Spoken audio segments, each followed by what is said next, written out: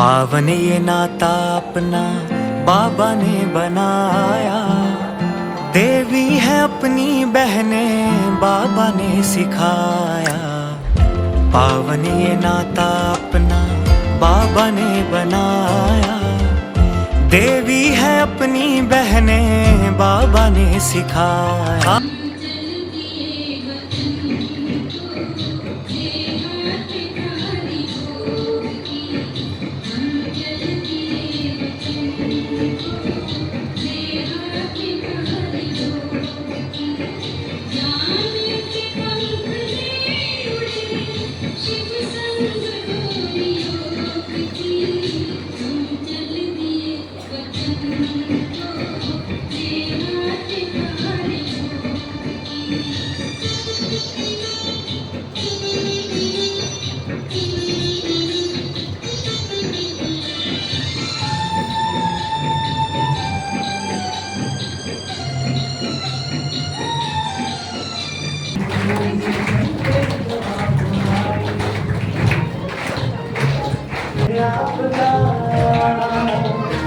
स्वागत है दिल से आपका, तशरीफ आप लाए। स्वागत है दिल से आपका, तशरीफ आप लाए। काफिर हमारे दूर से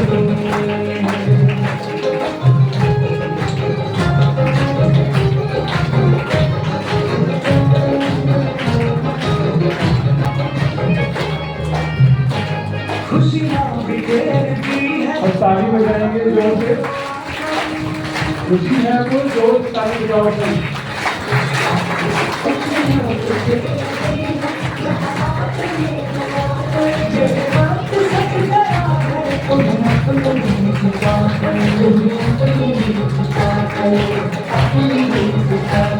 देखो प्रभु की आपको स्वागत है दिल से आपका।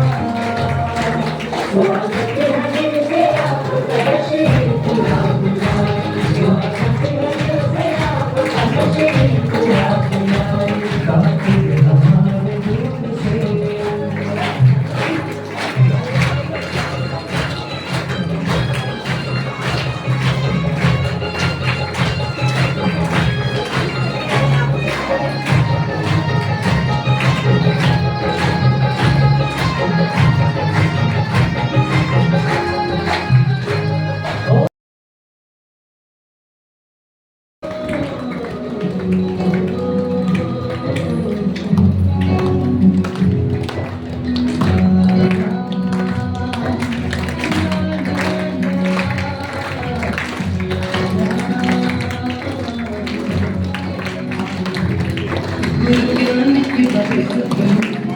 है दिल में उतरते जब जब भी मैं उलझाऊं तुम्हें राह दिखाई सही जब घूमिया धार जैसा ना कोई जब घूमिया धार जैसा ना कोई जी भर की परीक्षा मुझे जीत दिलाई थोड़ी मेरे कर्मों के शिक्षा मुझे राज बताई थोड़ी हाथ तेरा मुझ पे रखना जग घूमिया धार जैसा ना कोई जग घूमिया धार जैसा ना कोई जग घूमिया धार जैसा ना कोई जग घूमिया धार जैसा ना कोई।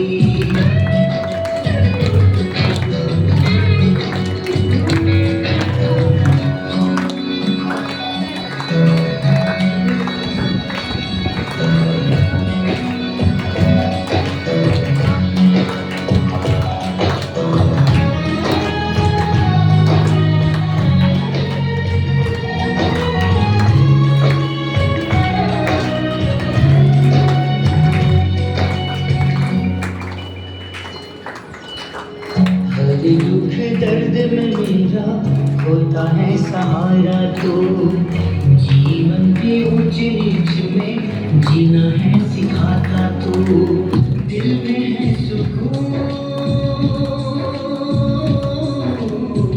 दिल में है सुकून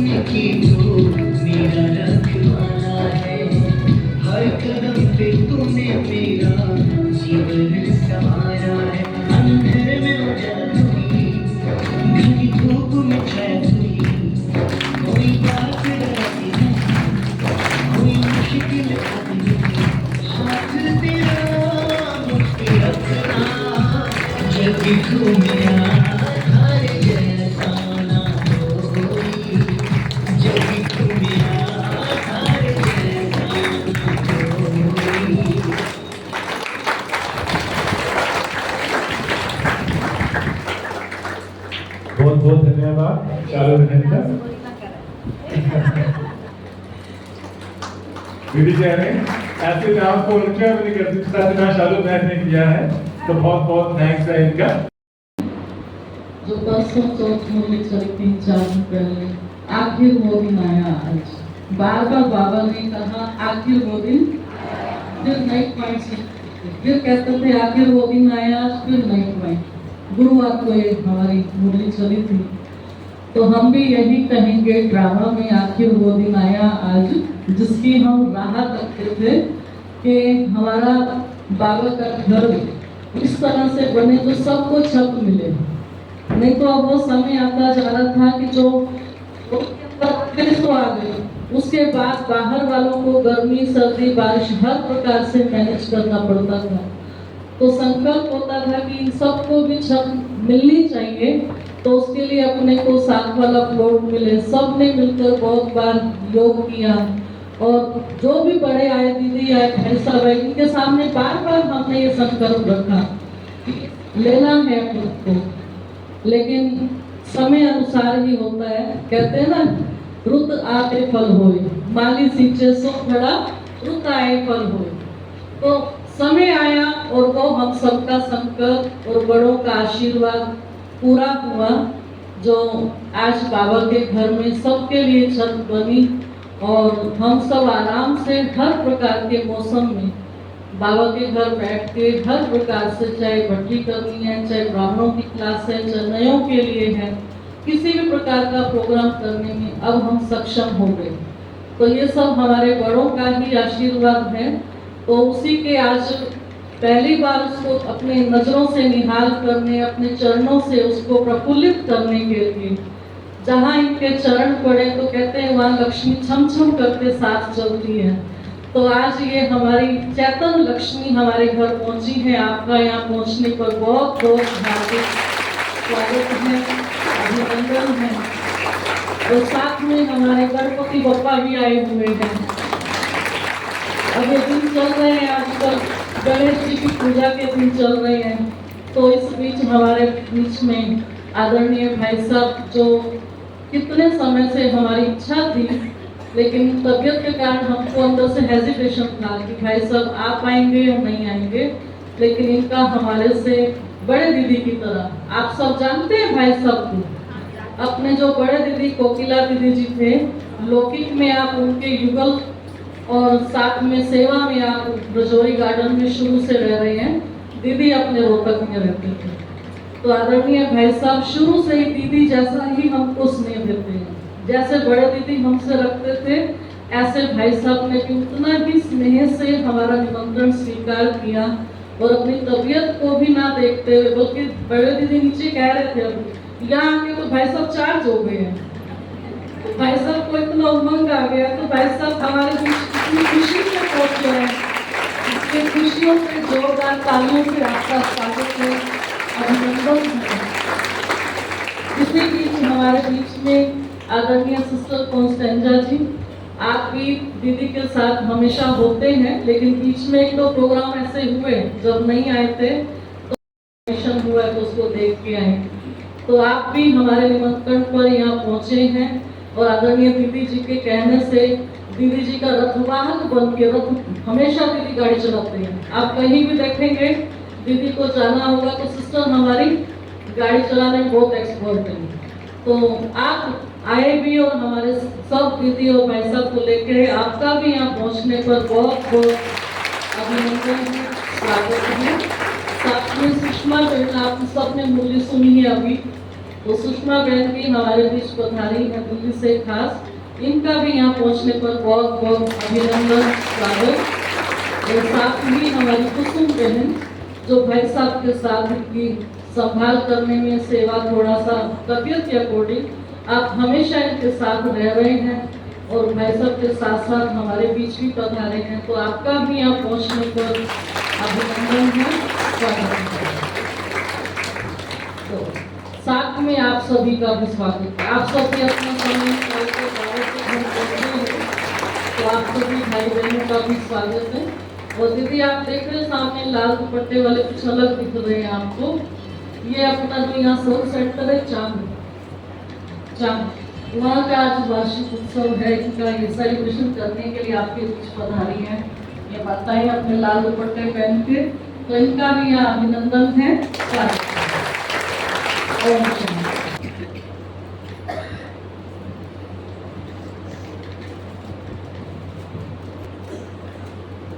मुझे वो दिन याद आता है जब कोकिलाबेन मुझे महम में पहली बार लाई थी साथ में। जब ये हॉल की छत थी आसमान, और आज बहन जी ने जैसे बताया कि ऐसी छत के नीचे हम लोग सभी बैठे हैं,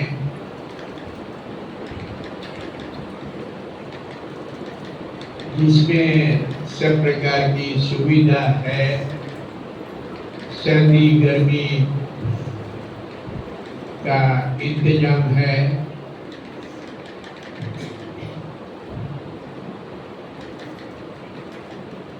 और सामने कोकिलाबेन का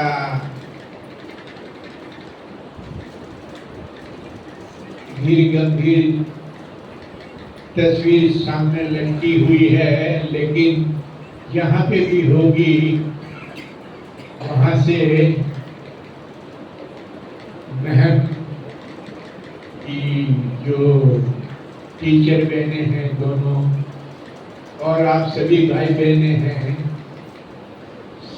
सबको उनके तरफ से भी मैं खुशी का इजहार करता हूँ और आप सभी को मुबारक देता हूँ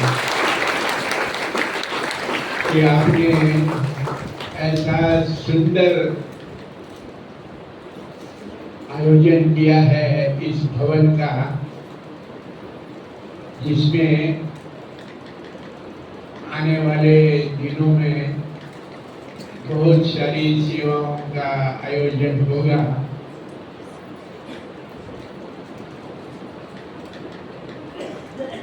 मुझे बहुत खुशी है कि जब से ये बहन का सेंटर का आयोजन हुआ, तब से ये सेंटर के सभी भाई बहन बहुत उमंग उत्साह से बाबा की सेवाओं को बढ़ा रहे हैं, और मेरी दिल की शुभकामना है कि ऐसे ही आप बाबा की सेवाओं को दिन दुगनी चार रात चौगुनी बढ़ चढ़ के बाबा को प्रत्यक्ष करने का जो काम है बाबा ने हम सभी बच्चों को सौंपा है, उसको पूरा करने में आप भी बीसों नखों का जोर लगाकर बहनों को अपना सहयोग देते रहो। यही शुभकामना से मैं अपनी वाणी को विराम करता हूँ। ओम शांति।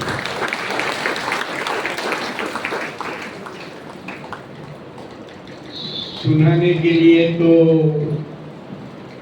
अंदर बहुत भरा हुआ है, लेकिन टाइम को देखते हुए और मंच पे उपस्थित बहनों को देखते हुए मैं सोच रहा हूँ कि मैं शौक में अगर बहन जी कहती है तो मैं आपको थोड़ा और सुनाना चाहूँगा। हम सभी बाबा के बच्चे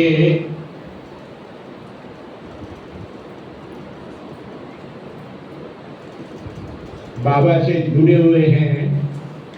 हम सभी को ये तो निश्चय है कि बाबा हमारे लिए नई दुनिया बना रहे हैं, है कि नहीं निश्चय? सभी हाथ उठाए जो भी समझते हैं कि इस दुनिया में की रूपरेखा बाबा हम बच्चों के द्वारा बना रहे हैं, और उस नई दुनिया में हम सभी जाएंगे ना, निश्चय है ना? बाबा की श्रीमत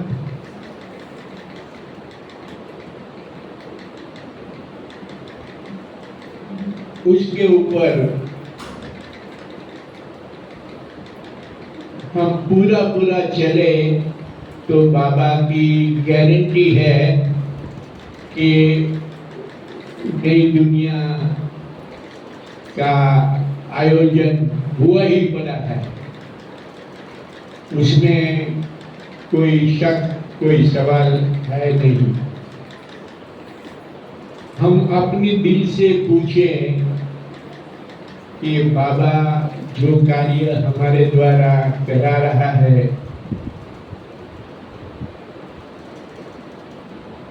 उसमें हम कितना बाबा की श्रीमत पर चलते हैं। सर्वप्रथम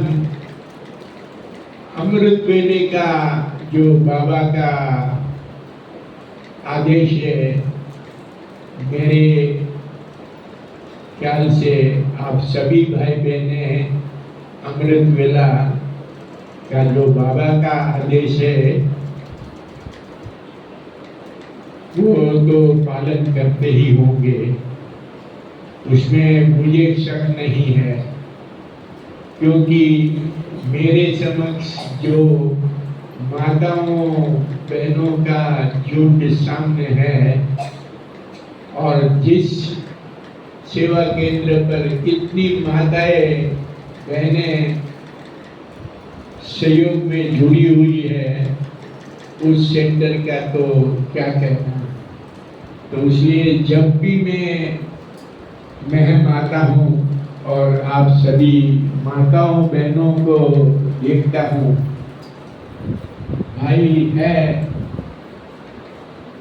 बाबा कहते हैं शिव शक्ति पांडव सेना, तो पांडव के बिना शक्ति अपना काम पूरा कर नहीं सकती, तो इसलिए पांडव तो है ही है, लेकिन मुख्य है शिव शक्ति।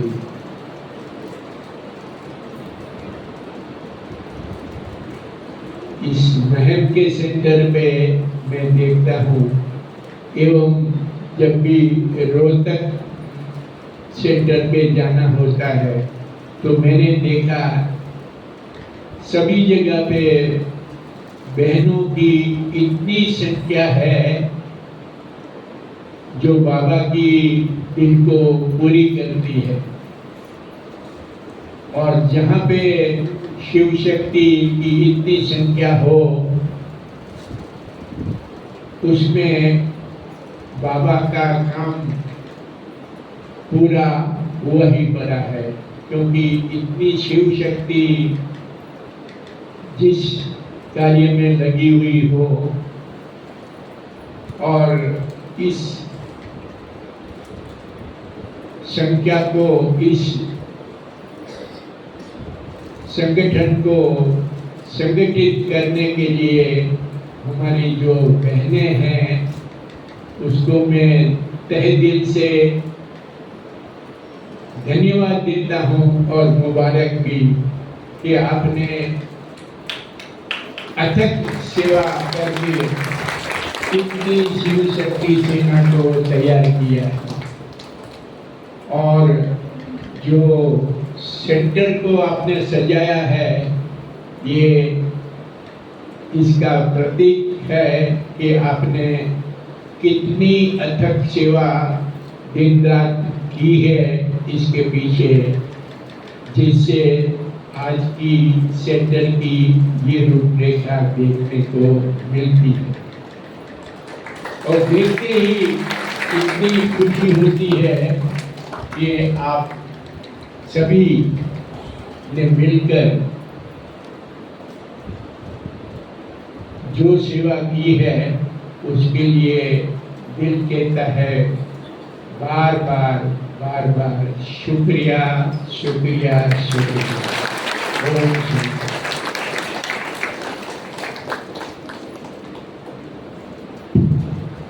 बहुत बहुत धन्यवाद आदरणीय भाई साहब का। दुआओं की वर्षा हम सबके ऊपर हो रही है, तो दिल के कितना अंदर में भाई साहब के हम सबके प्रति प्रेम है, कितना अंदर से दुआएं हैं। तो हम भाई साहब ने हम सबको इतना दिल भर के दुआएं दी और आप हमको यहाँ पर इतना लाभान्वित कराने के लिए, अपनी नजरों से निहाल करने के लिए, आशीर्वाद देने के लिए पधारे हैं। आपका पुण्य पुण्य धन्यवाद है, धन्यवाद। अभी मैं निवेदन करूंगी आदरणीय सिस्टर कॉन्स्टेंजा जी से। डबल विदेशियों से रौनक लग जाती है, तो डबल विदेशी बहन आज हमारे बीच में है, तो आप उनके आशीर्वाद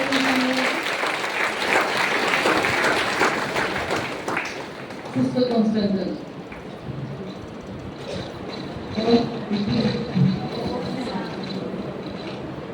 ओम शांति। सबसे पहले शिव बाबा, चितना दीदी, सुमन दीदी, बहुत मुबारक, क्योंकि इतना सुंदर हॉल बना लिया, इतना स्पेस है, वो की वहाँ से हरियाली देखते, स्टेप भी बहुत अच्छी, 40 पक्का है, लेकिन ऐसी नहीं है, ऐसी लगाना पड़ेगा। ओहो सॉरी ऐसी भी है, लेकिन फिर आप लोग आपको भी, आप सारे माता जी सब ब्रोदर्स ये भी सहायता किया, एक मुर्गी लगाया, कोई भी चीज किया, लेकिन ये होल वो हो गया, पूरा हो गया। दूसरा चीज क्लैरिफाई करना चाहती है कि चेतना दीदी बोला कि मैं स्पेयर ड्राइवर, हाँ सच है, लेकिन वो ये गाड़ी भी है ना, स्पेयर ड्राइवर भी है। और सतयुग में मेरा 10 विमान है, तो वहाँ भी स्पेयर है। वहाँ 10 पुष्पक विमान है मेरे, तो वहाँ का भी मुझे एक्सपीरियंस है।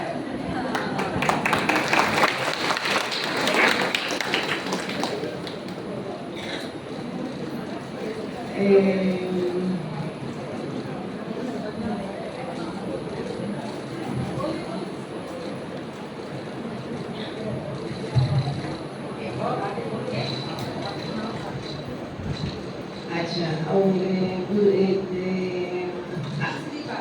तीसरा बार ऐसे 2-3 दिन से सोच रही थी, क्योंकि जॉब कर रही है, शाम के टाइम, सुबह के टाइम, अभी माद्रास का प्रोग्राम है कि 108,000 घंटा जो हम चाहिए करना, 1108 घंटे मद्रास वालों ने अपना एक प्रोग्राम बनाया है, जो सभी जोन मिलकर के 1108 घंटे वो लोग योग करेंगे। तो हमारी त्रिमासिक मीटिंग होती है, उसमें ये सब प्रोग्राम बनाते हैं, तो इसको भी चक्का-चुक्की कराते रहती हैं, आती जाती है उसमें, इसलिए इसको ये बात बहुत अच्छी लगी। तो इसने भी अभी से शुरू कर दिया, ये शिवरात्रि तक 108 घंटे और एक को अपना अपना योग करना है, वो गिनती करनी है, वो ये बता रही है। तो कोशिश करना कि रोज थोड़ा इंक्रीज करना मेरा योग। तो संकल्प हर दिन बढ़ाना योग को। हाँ, बढ़ाना। तो सोच रही थी ये समय, क्योंकि अभी भी अंतिम समय है, बहुत कम है टाइम, संगम पूरा बहुत अभी छोटा है। तो बचपन का दिन आते याद आती है। तो सोच रही थी एक दिन का कि जब मैं बाबा मिला तो 3-4 चीज़ बहुत टच किया मेरे को। पहले चीज़ था श्री कृष्ण का फोटो, वो वाला स्वर में है, गोल में है, स्वर गा रहा है, गोला हाथ में है, कली को लात मार रहा है, वो कृष्ण का चित्र सबसे पहले इसको बहुत सुंदर लगा। मुझे पता कोई था क्या, लेकिन बहुत आकर्षित हो गया। फिर से वो चीज़ था कि भगवान कौन है, ज्योतिर्लिंग।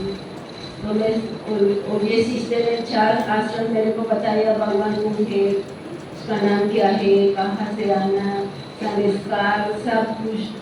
कि मैं विश्वास नहीं कर सकती थी कि ये भगवान हो सकता है। लेकिन मैं इस समय में सोचना नहीं चाहिए, देखना कि ये सास है में कि मेरे को क्या बताया भगवान के बारे में। क्योंकि यहाँ में बाबा में आना मेरा एक्सपीरियंस था सी लाइट, रोशनी। कहाँ मैं जाती थी, बाबा के कमरे में, सारे कमरे में ऐसे था रोशनी, ऐसे गोल्डन ऑरेंज ऐसे था। तो ऐसे ऐसे ऐसे सेकंड चीज था। तीसरा चीज था ब्रह्मा। एक चीज ब्रह्मा में बहुत पसंद कि हर 5000 साल हर चीज रिपीट सेम। तो ये चीज मेरे को बहुत टच किया।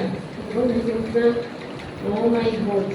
तो हर चीज में देखना, हर चीज में बोलना, हर चीज में करना, बहुत टेंशन करना पड़ेगा, बहुत टेंशन, क्योंकि हर 5 साल रिपीट हो जाएगा।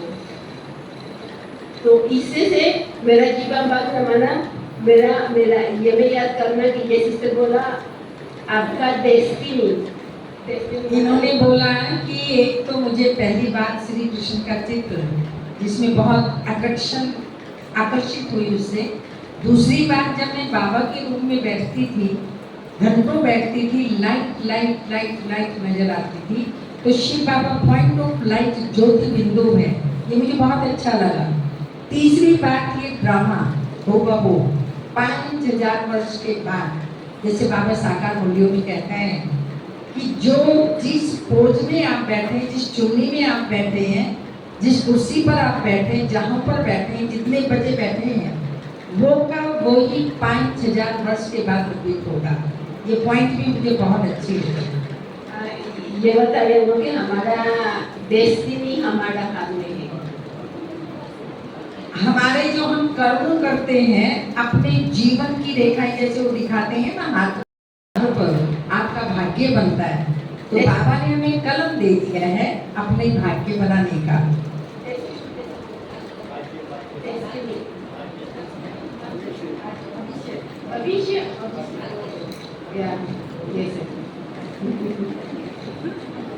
तो ये चीज है, आते बढ़ते हैं लोग, ये बचपन का दिन अभी तक कोशिश करना 100% के टेंशन करना, क्योंकि समय नहीं है हमें। क्या हम देखते, बोलना और करना। और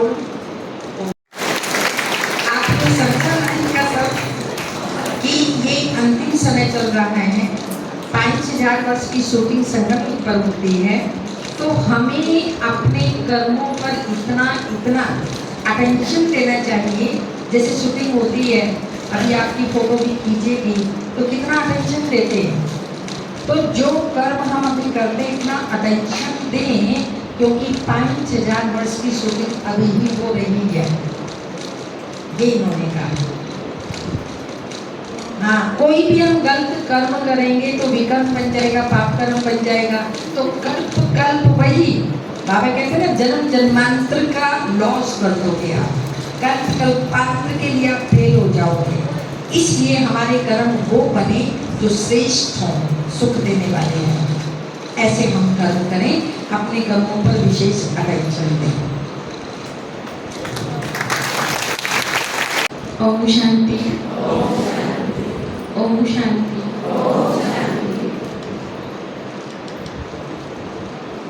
आदरणीय शक्ति दीदी जी, आदरणीय मेहता भाई साहब जी के सानिध्य में मैंने जो कुछ भी सीखा वही मैं आपसे शेयर करना चाहूँगी, और अभी क्या महसूस कर रही हूँ वो भी बताना चाहूँगी।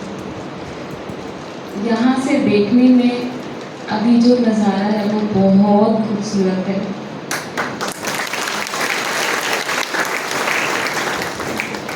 आप सब इतने अच्छे लग रहे हैं, चमकती हुई मणियाँ। जब हम सिर्फ अपने आप को देखते हैं तो हम आपको उतनी विशेषताओं से नहीं देखते जिस तरह बाबा देखते हैं। लेकिन अभी मैं जब आप सबको एक साथ देख रही हूँ, ऐसा लग रहा है कि सचमुच स्वर्ग अभी ही है।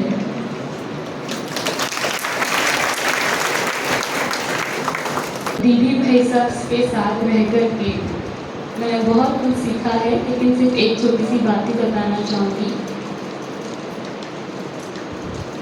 कि अगर हम एक दूसरे के साथी बनकर, हाथ पकड़कर एक दूसरे के सदा सहयोगी बनकर चलते हैं तो मुझे लगता है सतयुग दूर नहीं है, आया कि आया। अभी वर्तमान समय में जो पुरुषार्थ चल रहा है वो यही है, दुनिया में भी और बाबा के घर में भी एक कॉमन माया है, जो हर किसी के अंदर देखा है कि ज़्यादातर देखने में आती है। वो ये है कि हम एक दूसरे की कमी कमजोरियाँ ज़्यादा देखते हैं, एक दूसरे को जज करते हैं, ये ऐसे हैं, ये वैसे हैं। लेकिन जैसे कि बाबा कहते हैं कि सबको, हर आत्मा को उसके ओरिजिनल संस्कार में देखो, तो क्या है, आपस में हमेशा कभी टकराव नहीं होगा, कभी स्थिति ऊपर नीचे नहीं होगी। और मैं अपने अनुभव से समझती हूँ कि ये एक लिफ्ट है जो बाबा को आपको बाबा के नज़दीक लेकर आती है, बहुत सहज तरीके से। तो अभी तो हमारा यही पुरुषार्थ चल रहा है। मैं बताते बहन, एक आत्मा है कि बहुत खुश रहना, हमेशा मुस्कराते, हंसता रहना, इधर दौड़ दौड़ दौड़ दौड़ जाना सेवा के लिए, ऐसे है खुशी। ओम शांति। सबसे पहले तो चेतना देवी, सुमन दीदी और हमारी आदरणीय शक्ति दीदी और मेहता भाई साहब का, जो सबका ही एक संकल्प था बाबा के इस घर का। जब मैं लास्ट टाइम आई थी तो ये छोटा हॉल था और सब बाहर धूप में टेंट में बैठे हुए थे, और बाकी सब अंदर तो फिर भी सेफ थे, पर बाहर वाले तो धूप में, टेंट भले ही लगा हुआ था लेकिन गर्मी तो थी ही थी। तो दीदी को, भाई साहब को, चेतना दीदी को, सबको बाबा के इस जो हॉल एक्सटेंड हुआ है इसकी बहुत बहुत मुबारक है।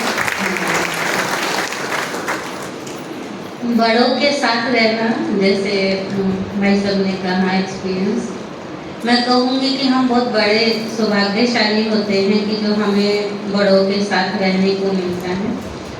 कि आज के टाइम पर कहें कि यज्ञ में बड़े भी बहुत थोड़े ही रह गए हैं, अब सिर्फ हमारे पास कहानियाँ रह गई हैं, और वो कहानियाँ सुनाने वाले यही बड़े हैं, जो ये अपने अनुभव से, जो आज बाबा ने बार बार मुरली में कहा कि हम सोचते तो बहुत हैं लेकिन हमारे पास अनुभव नहीं है। तो हम वो अनुभव की, दादियों की क्या पालना रही, बाबा मम्मा की क्या पालना रही, वो इन बड़ों से ही हम सीखते हैं। स्पेशली मैं भाई साहब का देखती हूँ कि बाबा के ऊपर इनका कितना अटल विश्वास होता है। मैंने एकदम नज़दीक से भाई साहब को, जब इनका एक वो दौर था जब हिसाब किताब चल रहा था, क्योंकि भाई साहब एकदम ओके थे जब मैं रजौरी आई थी, और एक ही दम सब कुछ चेंज हुआ। उस टाइम पर हम सब भले ही हलचल में होते थे, थोड़ा थोड़ा कहीं ना कहीं अपने माइंड की कॉन्शियस में भी नहीं थे, लेकिन उस टाइम पर मैंने नोट किया कि बाबा शब्द इनके मुख से हमेशा ही निकलता रहा। चाहे कितने भी दर्द में रहे, हम शायद अपने उस शरीर के दर्द का अंग बता देंगे कि वहाँ दर्द हो रहा है, लेकिन मैंने देखा कि भाई साहब बहुत बाबा बाबा बाबा शब्द, और शायद पता नहीं उस टाइम पे हमने शायद वो पुराने गीत नहीं सुने होंगे, लेकिन भाई साहब ने उस दर्द में हमें वो गीत सुनाए कि दर्द में रहते हुए भी कैसे बाबा को हमें याद रहता है। तो अभी मेरा कल का ही एक्सपीरियंस है, मैंने शायद दीदी को कल थोड़ा सा शाम को सुनाया था। एक हफ्ते से मेरी अग्नि के शायद कुछ साथ कुछ ज़्यादा परीक्षा चल रही है। घर में किचन में गैस का बार बार जो शीशा होता है वो बार बार टूट रहा है। तो 3-4 दिन से ऐसे ही थोड़ा बुद्धि कहीं ना कहीं थी, क्योंकि कहें कि सब पुरुषार्थ ही हैं, हम कहें कि हम सब संपन्न हैं, तो ऐसा नहीं है। तो कुछ ना कुछ बुद्धि में चल रहा था। तो मैं कहूँ उतना योग था वो नहीं था। तो मुझे दीदी ने भी कहा कि बाबा के ऊपर, ड्रामा के ऊपर विश्वास होना चाहिए और अपना योग ठीक करना है। तो मैं शाम को फिर जो आजकल काउंटर आने लगे हैं, शायद आप सब ने देखे होंगे, जैसे पहले माला कह देते थे, आजकल वो काउंटर बोलते हैं। तो मैं उस समय अपने स्वमान का अभ्यास कर रही थी, और जस्ट कुछ 15-20 मिनट पहले किचन में गैस लगी है और वो भाई चेंज करके गया है। मैंने कहा चलो बाबा के ऊपर, लड़ाई भी चल रही थी और भाई साहब का भी याद आ रहा था कि लड़ाई करनी है तो बाबा से करो और किसी के साथ हमें लड़ाई करनी ही नहीं है। तो मैं जब बाबा को याद कर रही थी, उस स्वमान का अभ्यास कर रही थी, मेरा एक्सपीरियंस है, मुझे ऐसा लगा क्योंकि वो शीशा एकदम फट के ऐसे छत पे गया है, वो लगा है गैस का, और मुझे एकदम ऐसा कि मैं जस्ट 1 सेकंड पहले मैं नीचे ऐसे करके देख रही थी ये स्मेल कहाँ से आ रही है, क्योंकि वो अभी तो गैस चेंज करके गया है और अब ये क्यों स्मेल आ रही है। लेकिन मुझे ऐसा लगा कि जैसे किसी ने पकड़ के मुझे एकदम ऐसे साइड में कर दिया और वो शीशा सारा मेरे ऊपर से ऐसे पीछे जाके गिरा है। तुरंत संकल्प आया कि 21 दिन की भट्टी चल रही है, जरूर कुछ ना कुछ ऐसे विकर्म है जो विनाश हो रहे हैं और बाबा हमें उस चीज से बचाता है। तो ये एक कहें कि बड़ों के साथ रहने से कि बाबा और ड्रामा पर हमें कितना विश्वास होना चाहिए, क्योंकि हर चीज़ में लास्ट तो हम बाबा के ऊपर भी आके रह जाते हैं। आजकल मुरलियों में भी विशेष ज्ञान के ऊपर ही आ रहा है, और जो सिस्टर ने, दीदी ने सुनाया, वो मेरे लिए फर्स्ट टाइम था भी सुनना कि ऐसा कोई अपना संस्था की तरफ से, बाबा के घर के तरफ से ये चला है। तो हम सब कहें कि आज के टाइम पर सेफ्टी का साधन हमारे लिए सिर्फ क्या है, याद है। और जो ये बड़े बैठे हैं, इनसे हम जितना कुछ सीख सकें आज के टाइम पर वही काफ़ी है, क्योंकि इनकी पालना ले ली, समझो हमने बाबा मम्मा दादियों की सबकी पालना ले ली, क्योंकि ये जो सिखाएंगे वो हमारे पास अनुभव से आएगा। और अगर उन चीज़ों को हम मानते चले तो समझो हम उतना बड़ों के नज़दीक आ गए। और मेरा ये सौभाग्य रहा है कि मैं हमेशा दीदी भाई साहब के साथ ऐसे नज़दीक में रही हूँ। ओम शांति।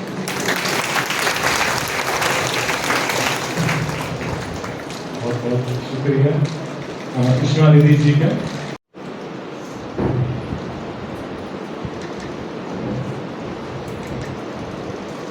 ओम शांति, ओम शांति, ओम शांति, ओम शांति, ओम शांति, ओम शांति।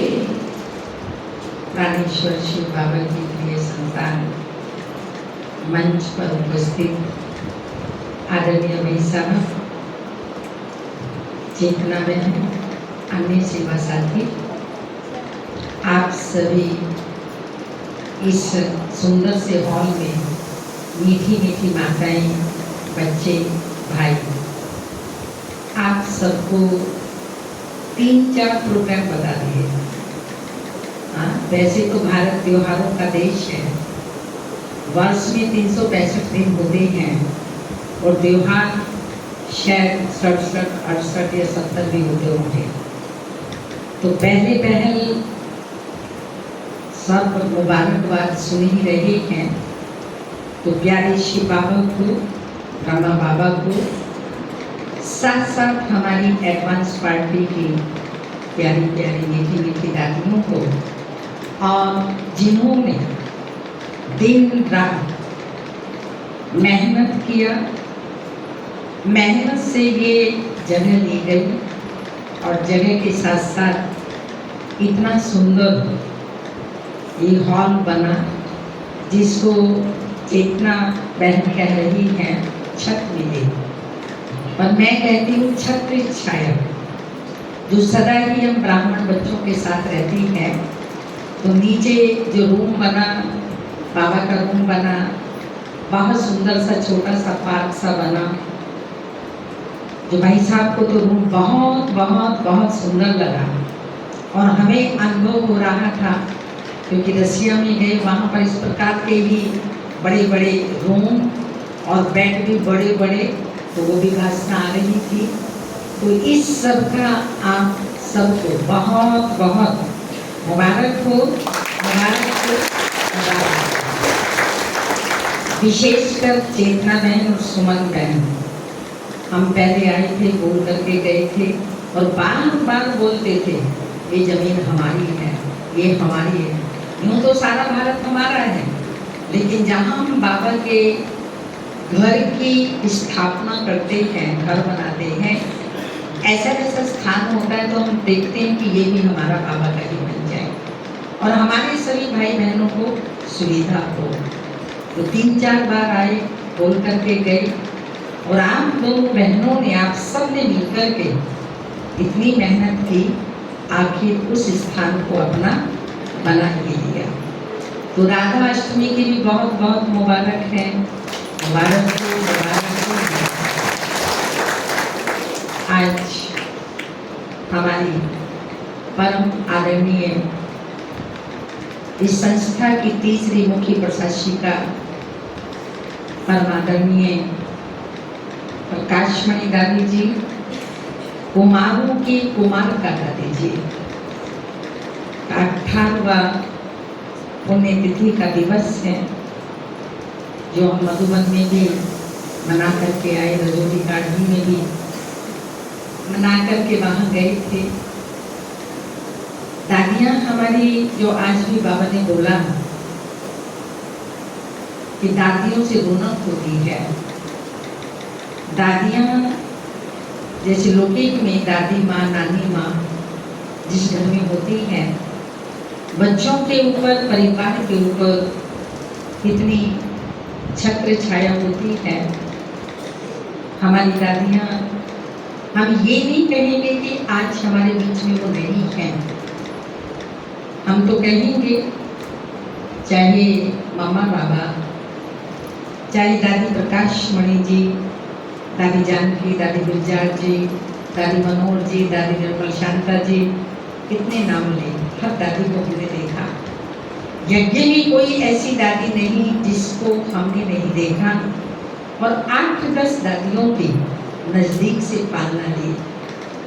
उसमें से हमारी दादी प्रकाशमणि जी, जिन्होंने प्रेरणा से दादी प्रकाशमणि, दीदी मनमोहिनी, जो इस यज्ञ के शुरू के मुख्य और सह प्रशासिका रहे हैं मामा बाबा के बाद, उनकी प्रेरणा से राज्यों भवन बना, क्योंकि मम्मा को किसी ने 2600 गज जिस राज्यों भवन में आज दादियों ने बनाया, और हम लोग वहाँ आज दिन तक पल रहे हैं, रह रहे हैं।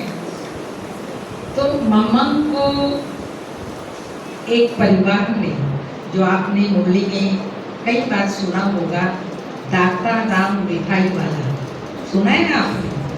दाता राम मिठाई वाला, और उनकी युगल थी मन हरने। बहुत अच्छे नामी ग्रामी थे, अच्छा उनके पास धन था, लेकिन फिर भी बहुत बहुत साधारण रहते थे। तो ये इतनी जगह मम्मा को दाता राम भाई ने गिफ्ट किया, 2600 गज। लेकिन क्योंकि वहाँ पर ग्रीन बेल्ट है, बहुत बड़ा पार्क है डीडीए का, तो डीडीए वालों ने कब्जा कर लिया। अब वो जो उन्होंने कब्जा किया, हमारी इतनी सारी जमीन हमको वो मिलेगी, तो केस किया गया। लगभग 25 साल तक केस चला। और जब हमारा 73 में रामलीला ग्राउंड में एक मेला लगा, बहुत बड़ा मेला, भारत में जितने भी स्टेट हैं सब स्टेट का एक स्टॉल वहाँ पर था, अलग अलग अलग करके लगभग 12-13 स्टॉल थे। तो वहाँ पर जब ये मेला लगा, मैं समझती हूँ भाई साहब 10 दिन का होगा, 10 दिन का वो मेला लगा। उसमें से 3 एडवोकेट और 1 जज, ये 4 रतन, ऐसे तो बहुत सारे स्टूडेंट निकले, पर ये 4 रतन निकले जो पांडव भवन में ही जाते थे। और 1 जज शक्तिनगर सेवा केंद्र हमारा आज भी है, वो नया बन गया, पहले पुराना था, वहाँ जाते थे। उनमें से जो 1 जज थे, जब उन्होंने ये सुना कि ये जगह हमारी है और इस पर केस चला हुआ है, 25 साल कम नहीं होते, तो उन्होंने कहा कि दादी जी को, प्रकाशमणि दादी जी को, कि दादी जी ये केस मैं अपने हाथ में लेता हूँ और हम इसको ना जीते ये कैसे हो सकता है। तो दादी जी ने कहा ठीक है, क्योंकि बहुत सारे एक्सपेरिमेंट हो चुके थे, कभी कोई बहुत सारे भाई बहन आकर के इस केस को हाथ में लेते थे, लेकिन कहीं पर भी ऐसा नजर नहीं आता था कि ये जमीन हमको मिल जाएगी। लेकिन जब उन्होंने सारी फाइलें वगैरह उनके हाथ में होती थी, सब दे दी। और पांडव भवन में हम कुछ कन्याएं थी, मैं भी 1-2 महीने पांडव में शुरू में रही हूँ, तो सारी कन्याओं को वो बाबा के रूप में बिठाते थे, फाइलों को बाबा के सामने रखते थे और सबको कहते थे आप लोग योग करो, और खुद भी बैठते थे। फिर वो केस को लड़ने के लिए जाते थे। तो आप सबको मालूम है सत्य को बहुत सहन करना पड़ता है और धर्म के धक्के भी खाने पड़ते हैं, लेकिन विजय किसकी होती है? सत्य की। और विजय पांडव की हुई है और हुई ही पड़ी है। आखिर हमारी विजय हुई और ये जमीन हमको मिला। बीच बीच से थोड़ा थोड़ा सुना रही हूँ क्योंकि बहुत लंबी कहानी है। और जब ये जगह मिल गई 83 में, मनमोहिनी दीदी जी ने मार्च में इसका नींव डाला और मैं समझती हूँ अप्रैल मई जून जुलाई में 28 जुलाई को दीदी जी अवगत हो गए। उसके बाद 84 तक पूरा 1 साल लगा राज्य भवन बनने में। राज्य भवन बना और दीदी जी तो खैर नहीं रही। दादी जी और जितनी भी जोन की इंचार्ज और जितनी भी दादियाँ, जितने भी मुख्य भाई और लंदन से भी कितने बाबा के मुख्य भाई बहन विदेश से 25 मार्च को इसका उद्घाटन हुआ। इतनी धूमधाम से इसका उद्घाटन किया। मैं समझती हूँ 84 वाले तो यहाँ कोई होंगे ही नहीं। है कोई 84 वाले आपको छोड़ करके? हाँ, कोई है 84 वाले? नहीं। बहुत धूमधाम से प्रोग्राम हुआ और यहाँ पर दादी रुक्मणी जी और मैं तो शुरू से थी ही दादी जी के साथ। और अफ्रीका से हमारी वेदांती बहन, जानते होंगे आप लोग, आजकल के यूट्यूब में क्लासेस आदि और सारे मकान आदि देखने को मिलते हैं। साइंस ने बहुत तरक्की की है। जो ये अभी चेतना बहन कह रही थी चांद में सेंटर, मैंने कहा आज तक तो हम लोग चांद पर पहुंचे ही नहीं हैं। हाँ? चांद चांद हमारा वही चांद, ये हरियाणवी भाषा की वो टोन है, परंतु इन्होंने चांद पर सेंटर कैसे तोड़ दिया? तो मुझे तो बड़ा ताजुब सा लग रहा था। मैंने को कल्पना चावला वो चांद पर होके शायद आई है, क्या है मैं इतना नहीं जानती, परंतु ये हमारी माता ये चांद पर जाकर के सेंटर छोड़ दिया। कमाल है, बोल तो बनाया था, हॉल बनाने के 7 दिनों में वहाँ भी सेंटर खोल दिया। तो वो अफ्रीका से वेदांती में लगभग 2 वर्ष रही और बहुत सारे प्रोग्राम, नाइट भट्टियाँ होती थी। हम लगभग 30 भाई बहने वहाँ पर रहते थे। जितना भी सारा मायापुरी है, पत्थर मार्केट है उधर वहाँ पे, और आसपास कीर्ति नगर, रमेश नगर, बाली नगर, अशोक नगर, टैगोर गार्डन, बहुत सारे स्थान हैं। 4 बहनें सुबह निकल जाती थी पम्पलेट से लेकर के, क्योंकि राज्य भवन की सेवाओं को हमें बढ़ाना था। तो 4 बहनें निकलती थी, इधर उधर यहाँ वहाँ सेवाएं करते थे, और ढेर सारे कोर्स वाले भी आते थे, और राज्यों शिविर भी वहाँ पर चलते थे। इस ओआरसी बनने से पहले, ओआरसी हमारा अभी 25 साल होने को जा रहे हैं, सिल्वर जुबली होगी दिसंबर में। इससे पहले जितनी भी प्रोग्राम्स होते थे वो राज्य भवन में ही होते थे। दादी प्रकाशमणि जी हमारी जो निमित्त निर्माण और निर्मल वाणी, रहम दिल, ऐसी रहम दिल जो अपनी जैसी दादी ने 50,000 कन्याओं को निकाला हुआ है। लेकिन एक बहुत वंडरफुल बात दादी जी की रहम दिल की मैं सुनाना चाहूँगी। प्लेटिनम जुबली हमारी चल रही थी, दिल्ली में उसका उद्घाटन हुआ, यूँ तो माउंट आबू में प्रोग्राम हुआ, तालकटोरा स्टेडियम में प्रोग्राम चल रहा था। दादी जानकी, दादी प्रकाशमणि, दादी गुलजार, आप सबको मालूम है जो भी प्रोग्राम होते थे सारी दादियाँ हमारी इकट्ठी हो जाती थी। अचानक देव गौड़ा जी जब प्रधानमंत्री थे, उनका आना राज्य भवन में हुआ। कैसे आना हुआ उनका? उनके जो गुरु जी थे देव गौड़ा जी के, शंकराचार्य जी, उनको माउंट आबू जाना था। तो रास्ते में मृत्युंजय भाई ने, राज्य भवन ही हमारा स्थान था, एक पांडव भवन था, लेकिन राज्य भवन पांडव भवन से बड़ा है, तो उन शंकराचार्य जी को यहाँ राज्य भवन में ठहराया गया था। सारी जितने भी भाई बहन थे तालकटोरा स्टेडियम में गए हुए थे। मेरी एक नेचर थी बचपन से घर को संभालने की। जितनी भी 10-15 बहनें वो सारी प्रोग्राम में जाती थी, इधर उधर जहाँ भी प्रोग्राम होते थे, तो मैं दादी जी को कहती थी मैं राज्य भवन को संभालूंगी, घर को संभालूंगी। मैं हमेशा त्याग करती थी कि मुझे नहीं जाना दादी, मैं अपने घर को संभालूंगी। का फलानी माँ का फलानी ये मैंने कोई नहीं चाहिए मुझे, मैं सारे घर का अपने आप ध्यान रखूंगी। तो नेक्स्ट डे जितनी भी टीचर्स थी, जितने भी लोग थे, लगभग 500, उनका प्रोग्राम नेक्स्ट डे राज्य भवन में था। उसके लिए ढेर सारी बोरियां, गाजर की बोरी, मटर की बोरी, आलू की बोरी, ऐसे करके सारी बोरियां जैसे सब्जियों की आई हुई थी, और भोजन तो मुझे ही बनाना होता था। तो मैंने सारी बोरियां पार्क में डाल रखी थी, क्योंकि राज्य भवन बना था, उसको देखने के लिए काफ़ी लोग आया करते थे। तो मैं उन्हें कहती थी 15 मिनट आपको ये मटर छीलने हैं, आपको ये गाजर काटनी है, ये छीलनी है, ये आलू छीलने हैं। तो ऐसे सेवा कर करके काफ़ी भाई बहन जा रहे थे। अचानक अपनी दादी का फोन आया। दादी ने कहा कि शक्ति, यहाँ पर 3 दादियाँ आ रही हैं। वैसे पांडव भूमि में ठहरी हुई थी दादियाँ, 3 दादियाँ शाम को यहाँ आई हुई हैं। मैंने कहा दादी पर यहाँ पर तो मैं अकेली हूँ, अभी बहुत कुछ करना होगा, खाना बनाना, ये करना।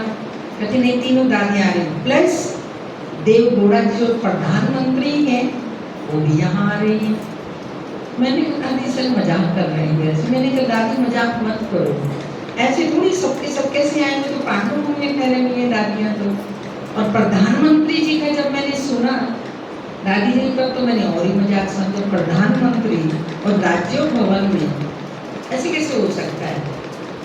लेकिन ऐसे ही हुआ।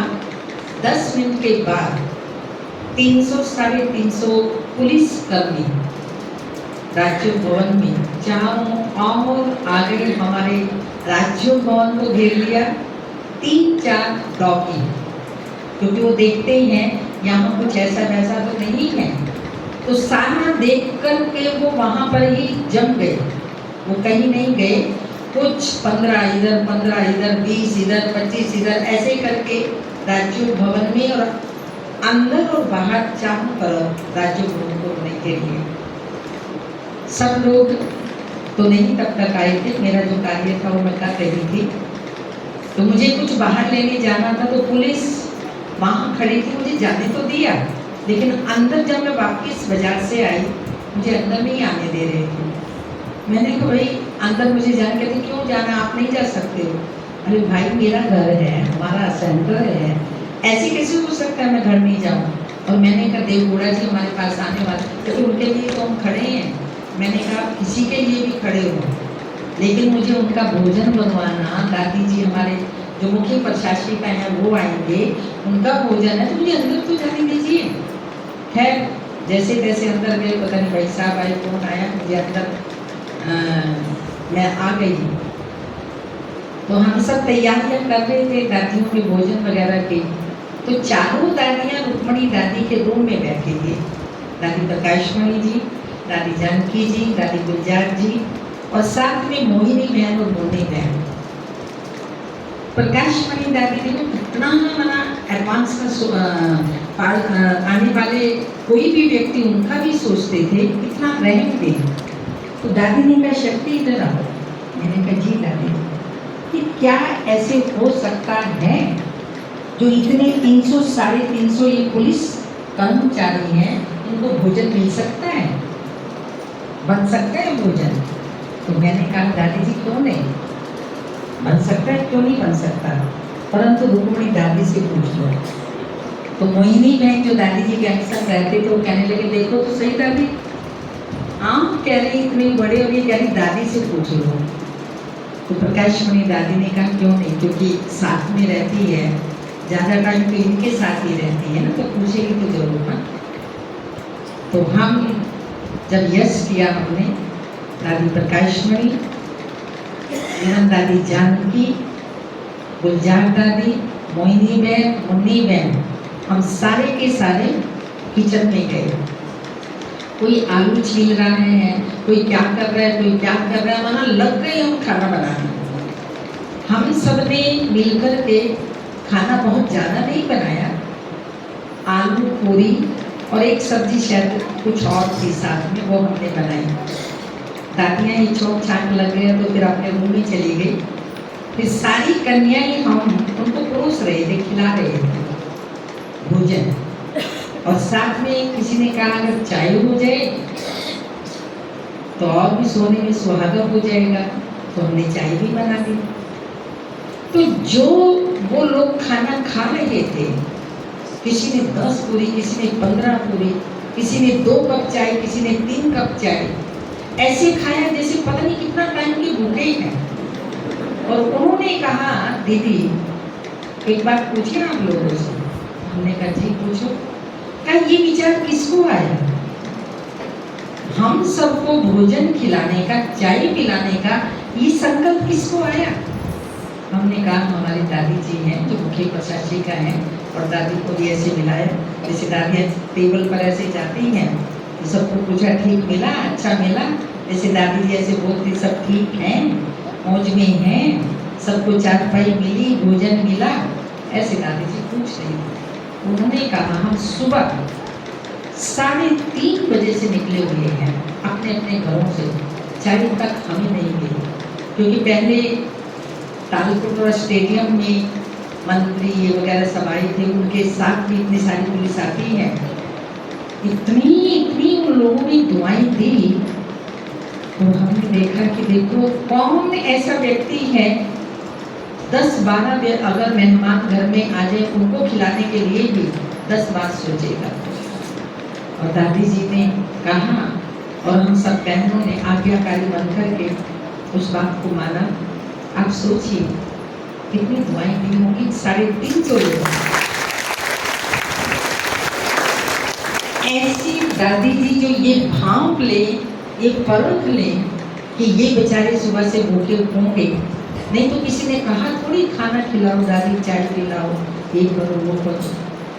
ऐसी थी हमारी दादी जो इतनी रहम दिल परम शक्ति को धारण करने वाली। एक बार दादी जी को चांदी में तोलने का विचार मीटिंग में किया गया मधुबन में। कहाँ दादी जी को तोला जाए? चांदी में। वो कौन है हमारा जो उसमें आता है ना मुरली में, किसको तोला था सोने में? आगा खां को। तो हम लोग सोने में तो नहीं तोल सकते थे, अगर चाहें तो इकट्ठा करें हो भी सकता है, पर दिल्ली जोन ने दादी जी को चांदी में तोला, तो भी राज्यों भवन में 60 केजी, 60 केजी, 65 या 60 केजी चांदी को इकट्ठा किया और रजौरी गार्डन में ही सारा जोन, उस टाइम 10,000 लोग भी बहुत ज़्यादा लगते थे। ये बात होगी मैं समझती हूँ 89 की या 90 की, कुछ ऐसे मुझे पूरा याद नहीं है। उस टाइम में 10,000 लोग इकट्ठे हुए और दादी जी को चांदी में तोला गया। और राज्यों भवन में इतने भाई बहन, क्योंकि 10,000 तो वहाँ इकट्ठे पार्क में हो ही नहीं सकते, ज़्यादा 1,000 इकट्ठे होंगे। पूरी गली रोड इतनी बड़ी, वो भरी पड़ी, पूरी छत भरी पड़ी थी, पूरा राज्यों भवन चारों ओर से भरा हुआ था। तो वो प्रोग्राम भी, उसमें भी दादी जी इतनी निर्मल और इतनी जैसे कहते हैं इनोसेंट, जैसे बच्चा होता है कि क्या कर रहे हो आप लोग, ऐसे भी कभी होता है क्या? तो वो सारी चाहती फिर मधुबन में दी गई।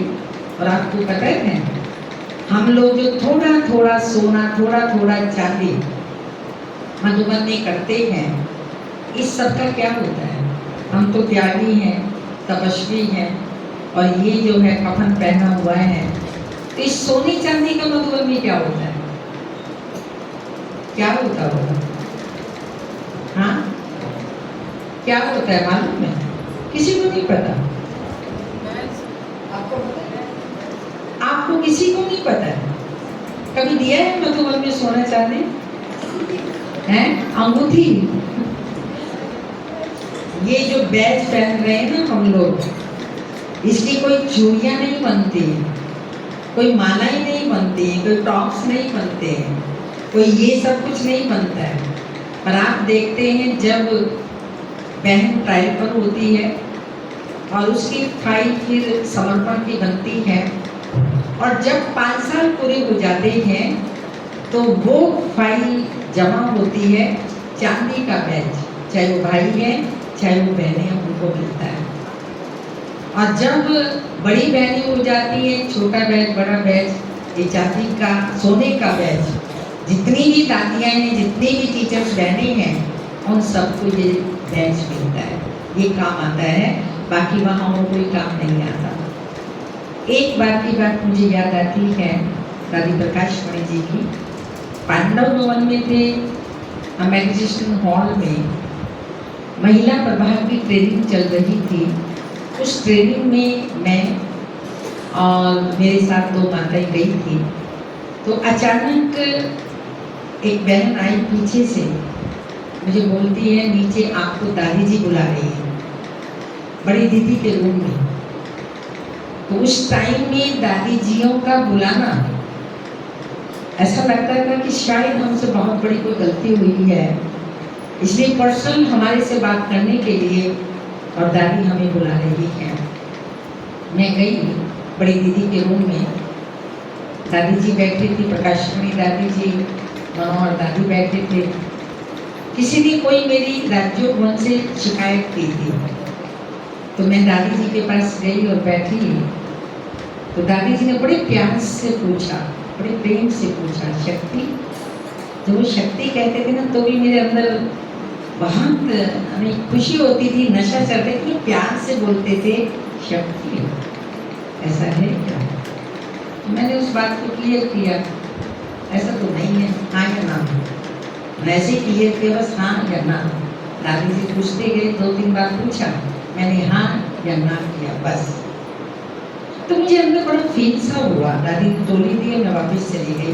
तो कौन बहन है जो मेरी ऐसी शिकायत कर रही है? ये बात तो वैसे ऐसी है ही नहीं। थोड़ा मुझे फील हुआ।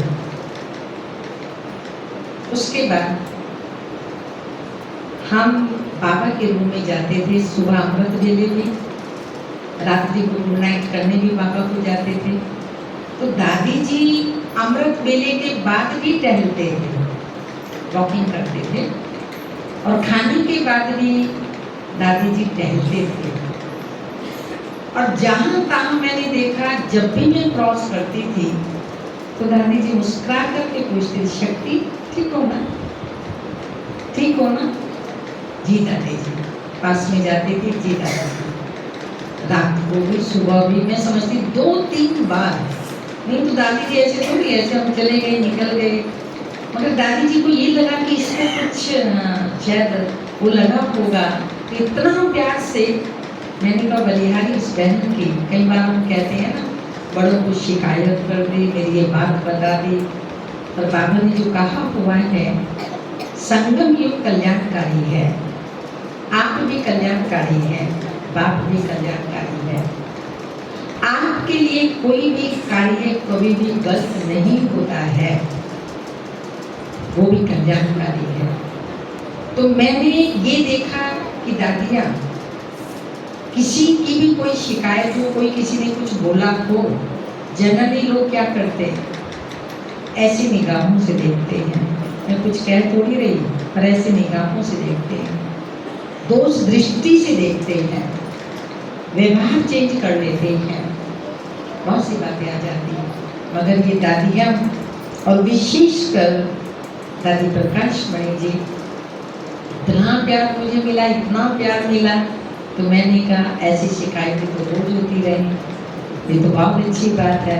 तो ऐसे दादी जी परोपकारी, रहमते, स्नेही की सागर, ममता मई माँ, जैसे माँ को अपने बच्चों का हर तरह से ख्याल रहता है, तो दादियों ने जो हमारी पालना की, ऐसा हमारा ख्याल रखा, और उसमें भी विशेषकर कन्याओं का।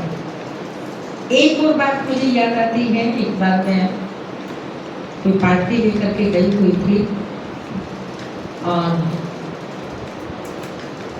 जो हमारी पार्टियां माउंट आबू में जाती थी और जाती हैं आज भी, तो वहाँ कोई ना कोई, वैसे तो गाइड बहनें ही होती हैं, लेकिन जब बहनें नहीं जाती तो वहाँ का एक कोई भी भाई उनको घुमाते थे, टैक्सी हायर करते थे और उसमें भाई भी जाता था, वैसे घुमाते थे। तो एक भाई ने जो पार्टी लेकर के मैं गई थी, तो हमारा एक जनकपुरी का ज्वेलर्स था, उससे उसने उधार पैसा ले लिया था, और वो पैसा वो मांग रहा था। उसको लेटर लिखा, पहले तो लेटर का ही टाइम था, बहुत पुरानी बात हो गई, तो उसको वो पैसा नहीं मिला। बात फैलती सी गई, तो वो बात दादी जी के पास गई। तो मैं दादी जी से पता नहीं छुट्टी लेने गई या गुड मॉर्निंग करने गई या किस लिए कोई काम से मैं गई, तो दादी जी ने पूछा, जनकपुरी जो सेवा केंद्र है तो रुक्मणी के अंदर है क्या? मैंने कहा जी दादी जी, क्योंकि शुक्ला दीदी तो बहुत बाद में आए हैं उधर, जो उनका हरिनगर बनाए हैं। पहले तो सारा रुक्मणी दादी का रजूरी गार्डन का ही कनेक्शन था वहाँ पर। मैंने कहा जी दादी जी, अब मैंने सुना है एक भाई है कुछ गड़बड़ कर रहा है, तो तुम उस भाई को जानते हो जिस भाई के साथ वो गड़बड़ कर रहा है? मैंने कहा दादी जी, नाम का पता होगा या वो आया हुआ होगा, मैं देख के बता सकती हूँ, बाकी ऐसे तो मुझे याद नहीं है। मैं तो क्लास कराने वहाँ पर जाती, सारे स्टूडेंट के नाम याद नहीं है मुझे। तो कहा ठीक है तुम बैठो, मैं बुलाती हूँ। तो उन्होंने मोहिनी बहन थी उस टाइम में, उन्होंने उस भाई को बुलाया तो उसने मुझे पहचाना, मैंने पूरा नहीं पहचाना। और फिर उस भाई को भी बुलाया, बातचीत की। तो थी तो मैं छोटी ही, पर दादी का मेरे ऊपर इतना ट्रस्ट था, इतना विश्वास था। दादी ने कहा इस भाई को पांडव भवन से तुम लेकर के जाओ। तुम जा रही हो ना, कल जा रही हो, परसों जा रही हो? तो शायद मैं कल जा रही थी और परसों जो भी, तो उस भाई को मेरे साथ भेजा। कहा इसको वहाँ से रुक्मणी दादी से मिला करके ऐसे वैसे दे के रफा दफा करना, और ये बाबा के घर में ऐसा कर रहा है, ये ठीक नहीं है। तो दादियों की इतनी परम शक्ति कि उसको परम करके कि आगे के लिए और किसी से ऐसा ना करें। अभी भी मैंने सुना, क्योंकि सब जो है रजोरी गार्डन, इससे संबंधित काफ़ी सेंटर हैं, एक भाई को सेवाधारी में भेजा। मैं इसलिए ये जरूरी बताना समझ रही हूँ कि हम में से कोई ऐसा ना करे। तो वो भाई किसी बहन ने मधुबन में भेजा, 15 दिन उसने सेवा की। और वो भाई था दुबई से रिटर्न, माना दुबई गया होगा, वहाँ उसका कोई बिजनेस होगा, वहाँ उसको लॉस हो गया तो थोड़ा डिप्रेशन में चला गया, और ऐसे भाई को मधुबन में भेज दिया गया। तो उस भाई ने क्या किया, लोगों से कुछ पैसे लेने शुरू किए, और काफ़ी पैसे ले लिए। कितने पैसे लिए वो बताना तो आपको भी अच्छा नहीं लगेगा, बहुत पैसे लिए। तो इसलिए हमारे भाई बहन की कि हमारे 100 के 200 बन रहे हैं, 200 के 400 बन रहे हैं, क्योंकि बाप बड़ा ना भैया, सबसे बड़ा रुपये है। ब्राह्मणों में भी वर्तमान समय कहाँ सब जगह नहीं, ये माया आ जाती है, बहुत बड़ी माया है ये। पैसा बढ़ेगा, कई लोग जरूरत नहीं होती है, लेकिन यही समझते हम यज्ञ में और ज़्यादा दे देंगे, इधर और ज़्यादा दे देंगे। बाबा को तो ऐसा धन चाहिए ही नहीं। बाबा तो पवित्र धन से बच्चों की पालना करवाना चाहता है, और पवित्र धन से ही वो पालना हो रही है। तो उसने काफ़ी पैसा इकट्ठा किया। मेरे पास फ़ोन आया कि आपसे संबंधित कोई सेंटर है जिसने इस भाई को भेजा है और ऐसा काम वो कर रहा है, आपको पता है? मुझे तो नहीं पता है। क्या उसका पत्र भी है मेरे पास, और वो भाई का फोटो तो भी भेजा।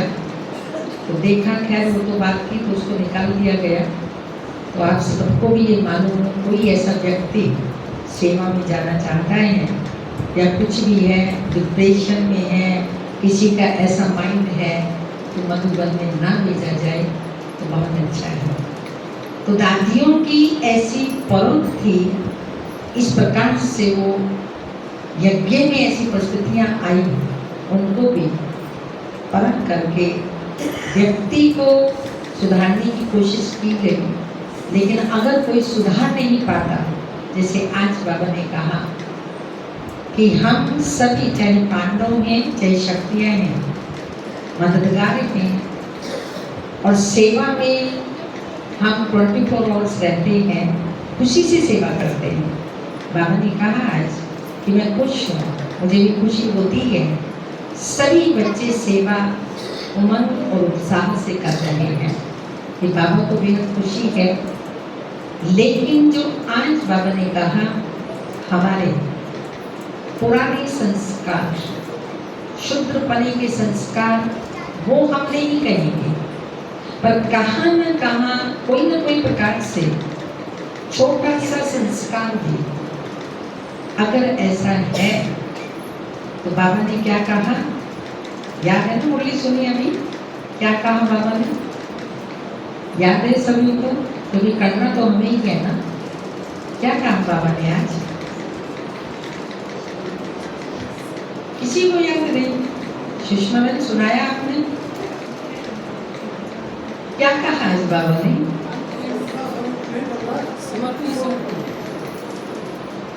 और कुछ कहा बाबा ने? मैंने तो सोचा याद होगा, फटाक से बोलेंगे। देखो बाबा ने शुरुआत की कि कोई भी कार्य हम करते हैं, श्रेष्ठ कार्य, उसका पदम पदम पदम जमा होता है नहीं होता है? पदम जमा, जिसको हम कहेंगे मदद बाबा की। हमारी हिम्मत एक कदम और मदद बाबा की 1000 गुना। पर आज बाबा ने बोला पदम गुना। अगर पदम गुना हमें फायदा हो रहा है, पर अगर ना है कोई ऐसा कर्म किया है, तो उसका पदम गुना नुकसान भी तो होगा ना, होगा ना। जब फायदा पदम गुना है तो नुकसान भी तो पदम गुना हो सकता है। तो बाबा ने कहा सेकंड में, अभी तो बता दो, सेकंड में परिवर्तन। सोचते बहुत है, अभी जो सुषमा बहन ने कहा, सोचना स्वरूप थोड़ी, अनुभवी स्वरूप, अनुभवी मूर्त। कहते हैं ना, जहां ना पहुंचा रवि वहां पहुंचा कवि, और जहां ना पहुंचा कवि वहां पहुंचा अनुभव। देखो ये सिस्टम हमारे यज्ञ में ही है, और कहीं भी ये सिस्टम नहीं है। 2 दिन का बाबा का बच्चा, 4 दिन का बाबा का बच्चा, 7 दिन का, फिर सालों साल हो जाते हैं। तो अनुभव बताते हैं ना, उस अनुभव से अनेक आत्माएं सीखती हैं, प्रेरणा लेती हैं। मुझे याद आता है एक बार महात्माओं का, सन्यासियों का प्रोग्राम ओम शांति भवन में हुआ था। तो सभी सन्यासी साधु नीचे बैठे थे, और जब उनका प्रोग्राम पूरा हुआ तो यहाँ सिस्टम है, तो दादी जी ऐसे कुर्सी एक डलवाती थी और उसमें बिठाती थी। उस चाहे वो महात्मा है, चाहे छोटा है, बड़ा है, युवा, कोई भी है, वो अनुभव बताते थे। चाहे वो हिस्ट्री हॉल था, फिर मेडिटेशन हॉल बना, फिर ओम शांति भवन में। तो उस महात्मा जी ने कहा कि मुझे यहाँ पर सबसे अच्छी बात ये लगी, इतनी बड़ी दादी जी इतनी बड़ी यज्ञ को संभाल रही हैं, सारे विश्व में इतने बड़े सेवा केंद्र, इतने सारे, और उनके साथ मैं यहाँ पर बैठा, मेरे जैसा भाग्यशाली सौभाग्यशाली कोई नहीं तो महात्माओं के साथ ऐसे थोड़ी बैठते हैं, तो चरणों में नतमस्तक हो जाते हैं, नीचे बैठते हैं और वो ऊपर बैठते हैं। तो दादी जी ने कहा अनुभव बताइए अपना, तो उसने ये अनुभव बताया। तो यहाँ भी बाबा हम बच्चों को क्या कहता है, अनुभवी मूर्त बनता है। आप अनुभव करेंगे, औरों को अपना अनुभव सुनाएंगे, तो वो भी अनुभवी मूर्त बनेंगे। तो सेकंड में बाबा ने कहा परिवर्तन करो, जो भी आपका छोटा मोटा संस्कार भी है, क्योंकि अगर आप अपने संस्कार को परिवर्तन नहीं करेंगे तो दूसरों को क्या कहेंगे। ये तो वो वाली बात हो जाती है, औरों को नसीहत और खुद नसीहत। औरों को तो हम कह रहे हैं, या फिर ऐसे हो जाता है, भक्ति मार्ग में आपने कहानी सुनी होगी, पंडित जी थे, कथा कहने के लिए जगह जगह जाते थे, पंतानी उनके साथ में जाती थी। कथा के बाद उनको जो वो सारा सिद्धा मिलता है, चावल, आटा, सब्जियां वगैरह वगैरह, तो ढेर सारी सब्जियां भी मिली, आटा भी मिला, चावल भी मिले। घर में आया, पंतानी ने, जो ब्राह्मण उसकी मतलब पत्नी थी, उसने भोजन बनाया, और भोजन जब उनको परोसा और उनको थाली में ला के दिया गया, तो पंडित जी ने कहा भगवान वो जो मिले थे ना, वो तेजी क्या कहा, वो जो बैंगन मिले थे ना, वो क्यों नहीं बनाए हो? कहा जी बैंगन तो नहीं बनाए। कहा क्यों? कहा इसलिए मैंने नहीं बनाए, आपने कथा में कहा था बैंगन नहीं बनाने हैं, और इस महीने में सावन में ये नहीं खाना, भादों में ये नहीं खाना, साढ़ में ये नहीं खाना, ऐसी सी कुछ कहानियाँ और बातें होती है ना। सावन में जैसे कई लोग कढ़ी नहीं खाते हैं, तो कई चीजें नहीं खाते। तो पंडित जी ने कहा भगवान चौके की बात चौके में, चौकी की बात चौकी पर, समझ आई? ये चौकी है, क्योंकि चौकी में बैठते हैं ना पंडित लोग। भाई चौकी में जो मैंने कहा वो उनके लिए था, पब्लिक के लिए। और चौकी में जो बनेगा, जो मुझे दिया गया, वो तो मैं खाऊंगा ना। तो यहाँ पर ऐसी बात नहीं, मुझे लगता है समझ नहीं आई आपको ये बात, तो ताली नहीं बजाई।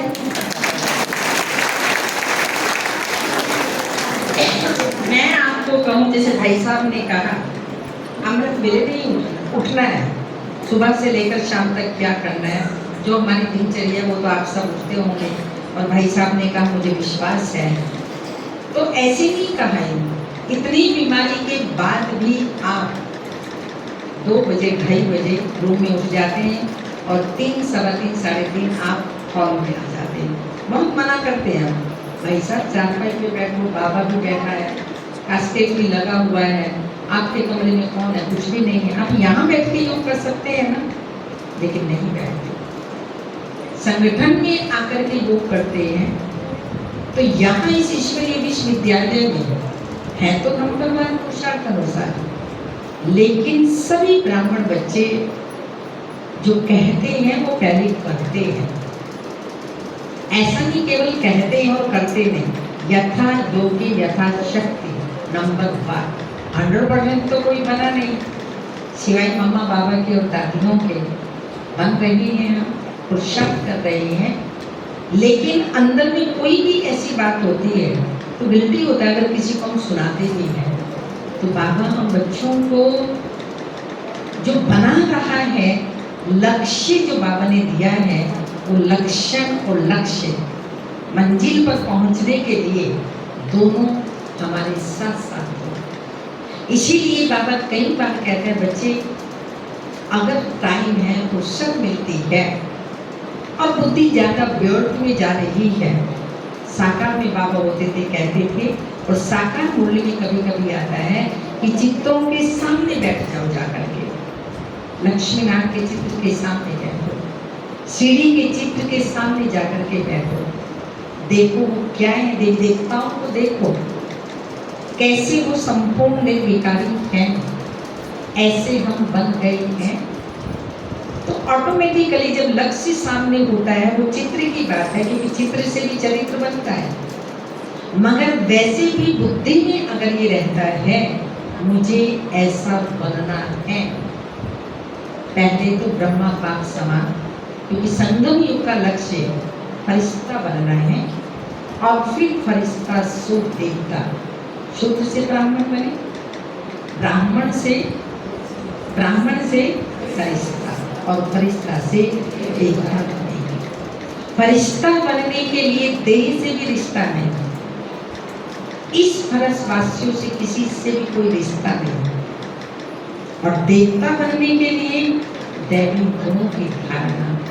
रोज बाबा हम बच्चों को मुरली में सुनाता है, साथ साथ फरिश्ता बनने के लिए, अश्रीरी बनने के लिए, क्योंकि फरिश्ता कौन है? फरिश्ता कौन है? जिसको हड्डी मांस का शरीर नहीं है। ब्रह्मा बाबा फरिश्ता बना। कई बार हम सोचते हैं इतनी बड़ी कारोबार है, इतना बड़ा काम है, घर में रहते ये है, क्या ब्रह्मा बाबा से बड़ा कोई कार्य हमें मिला है? बाबा का कितना बड़ा परिवार था, कितने बच्चे थे, और सारे एक जैसे थोड़ी थे, कोई कैसा कोई कैसा कोई कैसा, भिन्न भिन्न संस्कार वाले, भिन्न भिन्न नेचर वाले, भिन्न भिन्न कर्म वाले, सब बाबा के सामने यज्ञ में शुरू से ये सब चला आ रहा है। ब्रह्मा बाबा ने कभी सोचा कि मैं फरिश्ता कैसे बनूंगा, ये कैसे हो सकता है? नहीं, बाबा ने कोई और पुरुषार्थ नहीं किया, केवल एक पुरुषार्थ किया, अश्विनी बनने का, आत्माभिमानी बनने का, सोल कॉन्शियसनेस बनने का। आत्मा ना केवल स्वयं को आत्मा समझा, लेकिन लक्ष्य आत्मा, यशोदा आत्मा, ईशु आत्मा, प्रकाशमणि आत्मा, सबको बाबा ने आत्मिक दृष्टि से देखा। 2 बजे बाबा उठते थे, पूरे विश्व को साकाश देते थे, मनसा सेवा करते थे, जिसका परिणाम आज हम देखते हैं। आपके सामने ये फॉरेनर्स बैठी हैं। ये फॉरेनर्स कैसे निकले, कैसे बने बाबा के? दादियाँ तो सेवा के लिए गई और बहनें भी सेवा के लिए बाद में गई, लेकिन उनको भारतीय संस्कृति ना होने के बावजूद भी ब्रह्मा बाबा का साक्षात्कार होता था। बाबा उनको दिखते थे और जब प्रैक्टिकल में आश्रम में गए, मधुबन में आए, बाबा को देखा तो निश्चय हुआ कि जो निराकार ज्योति बिंदु परमात्मा शिव बाबा है, वाकई में इनके तन में आए, इनके द्वारा ही इस सारे विश्व का परिवर्तन कर रहे हैं। और विश्व परिवर्तन में भी पहले हर आत्मा का संस्कार परिवर्तन, क्योंकि यही संस्कार है जो हमारे पुरुषार्थ में कोई दूसरा तीसरा बाधा नहीं बनता है। हम दोष दृष्टि रख लेते हैं, फलाने का कारण ऐसा है, ये कारण ऐसा है, इसलिए हम आगे नहीं बढ़ पाते हैं। लेकिन मेरे ही अपने पुराने संस्कार कहीं ना कहीं हमको परेशान करते थे। अपना ही पुराना स्वभाव, जैसे अभी बहन बता रही थी, अगर हम हर आत्मा की विशेषताएं देखते हैं, गुण देखते हैं, हल्के रहते हैं, कोई किसी की कमी कमजोरी नजर नहीं आती, तो हम स्वयं ही स्वयं में ऐसे हल्के रहते हैं और पुरुषार्थ ऑटोमेटिकली हमारा तीव्र होता जाता है और जीवन में उमंग उत्साह बढ़ता है। और ऐसे उड़ते हैं कि जैसे, क्योंकि उड़ता कौन है? जो हल्का होगा। पत्ता उड़ाओ एकदम उड़ेगा, कोई भारी चीज है उसको उड़ाओ तो नहीं उड़ेगी। तो ऐसे जब हम न्यारे बन जाते हैं, बाबा के प्यारे बन जाते हैं और ब्रह्मा बाबा को फॉलो करते हैं, तो फरिश्ता बनना दूर नहीं है, अति अति नजदीक है। सिर्फ अपने ऊपर हमें अटेंशन देना है, अपने ऊपर ध्यान देना है। औरों के ऊपर जो हम ध्यान देते हैं, औरों की कमी कमजोरी देखते हैं, वो नजर हमें अपने पर कर दे। ज्ञान के तीसरे नेत्र से किसको देखना है? किसको देखना है? आत्माओं को देखना है और उनका फरिश्ता स्वरूप देखना है। ये भी फरिश्ता बनने वाला है, ये भी फरिश्ता बनने वाला है, तो सब के सब फरिश्ते नजर आएंगे और हम भी ऐसे फरिश्ते बन जाएंगे जो हमारे पिता श्री ब्रह्मा बाबा ने, मामा बाबा ने, हमारी दादियों ने जो पुरुषार्थ किया, आज अगर हम उन्हें फॉलो करते हैं तो कर भी रहे हैं, लेकिन 100% करते हैं तो जो हमारा लक्ष्य है, जो हमारी मंजिल है, उस पर अवश्य अवश्य पहुँचेंगे और पहुँचना ही है।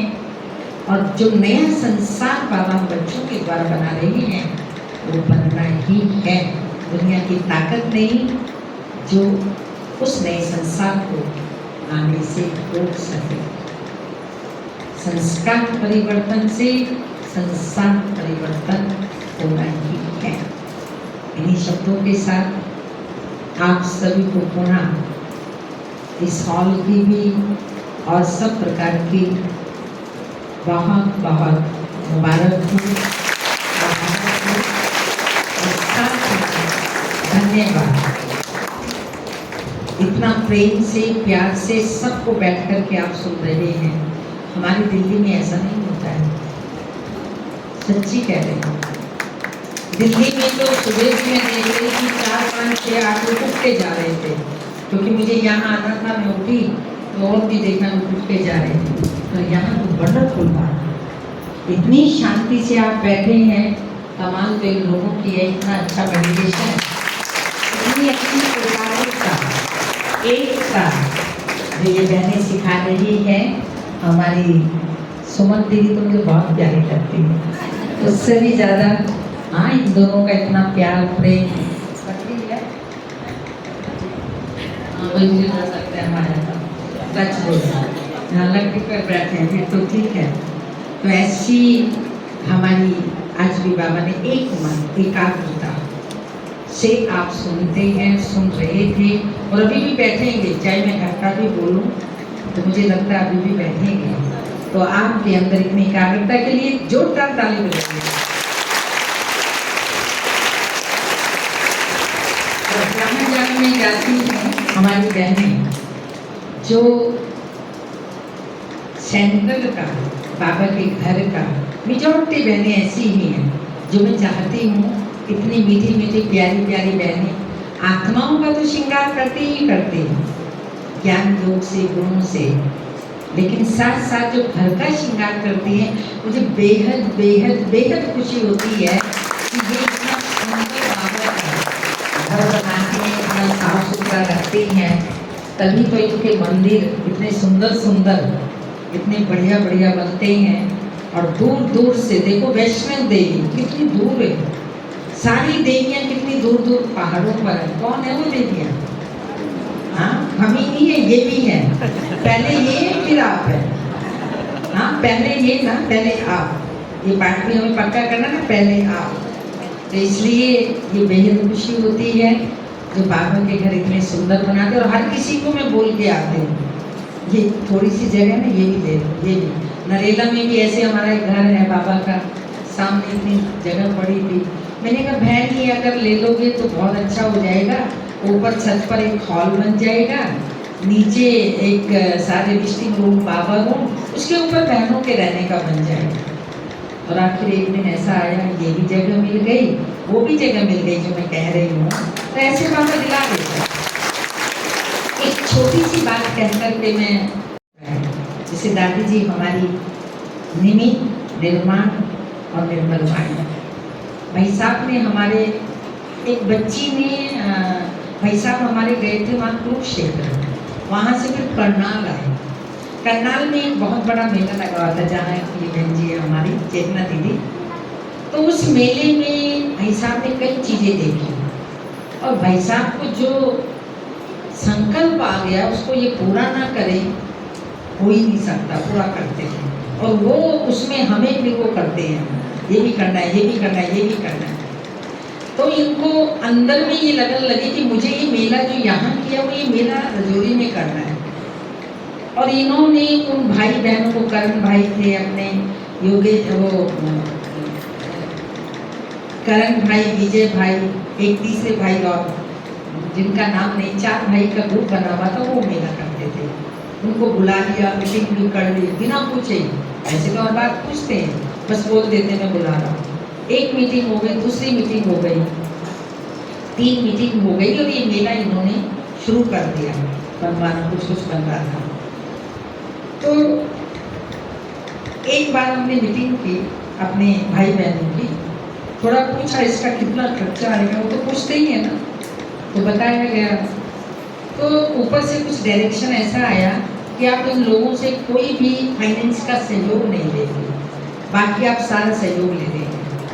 तो मैंने भाई साहब को कहा, मैंने कहा भाई साहब इतना बड़ा टारगेट हम कैसे पूरा करेंगे, इसको बहुत मुश्किल होगा। भाई साहब ने कहा बहन जी चिंता नहीं करो, लेकिन मुझे तो चिंता थी। मुझे पता पड़ा इसका जो खर्चा होगा वो 50 लाख तक होगा। तो मैं गुलजार दादी के पास गई, गुलजार दादी जी को बताया ऐसे ऐसे है, दादी जी मैं क्या करूँ। तो दादी ने मुझे कहा 21 दिन अमृत वेले भोग लगाओ, बाबा को भोग लगाओ और संकल्प करो कि बाबा ये कार्य आपका आप ही करें। मैंने कहा दादी जी को मैं करती हूँ। कहा नहीं, ये भोग लगाओ। 21 दिन भोग लगाया। 2 संकल्प थे मेरे, एक तो ये मेला सक्सेस हो जाए और दूसरा ये इस मेले में गुलजार दादी भी आई। सारी दीदियाँ तो आई ही थी और आना ही था, पर गुलजार दादी जी आई, ये संकल्प मेरा था। आप मानोगे नहीं, वो 21 दिन के अमृत वेले में वैरायटी भोग लगाती थी, एक एक नहीं, अमृत वेले भाई साहब सामने भोग लगाते थे, हम सब नीचे बैठते थे। 15-20 भाई बहन हम भोग लगाते थे जो घर में रहते थे। वंडरफुल। 50 लाख से भी ऊपर वहाँ खर्चा आया। गुलजार दादी जी भी मेले में आई, कैसे पैसा आया, कैसे पैसा गया, कोई पता नहीं। और कम से कम लुधियाना या कौन सा था उस गया, वहाँ से 3-4 ट्रक ये जो अपने बिस्किट होते हैं, रस होते हैं, उनका 17-18 लाख का या 5 लाख का कितने का वो सब बिका उनके रस। मैंने इतने बिके आए और इतना फर्स्ट क्लास मेला यज्ञ के इतिहास में फर्स्ट और लास्ट वही था। तो सारी मेहनत भाई साहब की।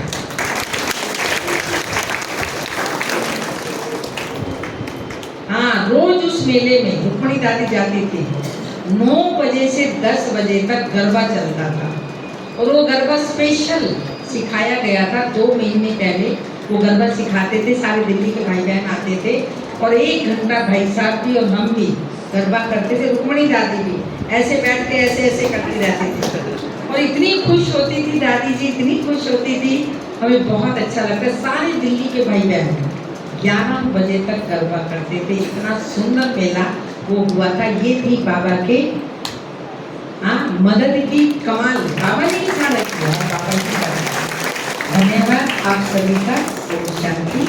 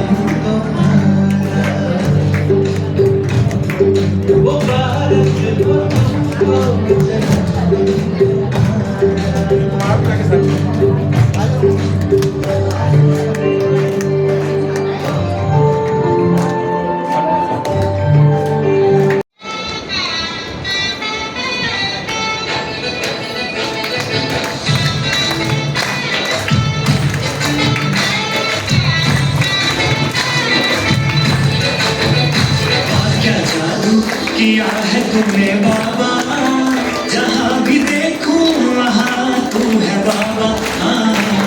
क्या जादू किया है तुमने बाबा, जहाँ भी देखूं वहाँ तू है बाबा। चाहे संग में मेरे कारवां है चले, चाहे संग में मेरे कारवां है चले, सबसे अच्छा लगे तू ही बाबा।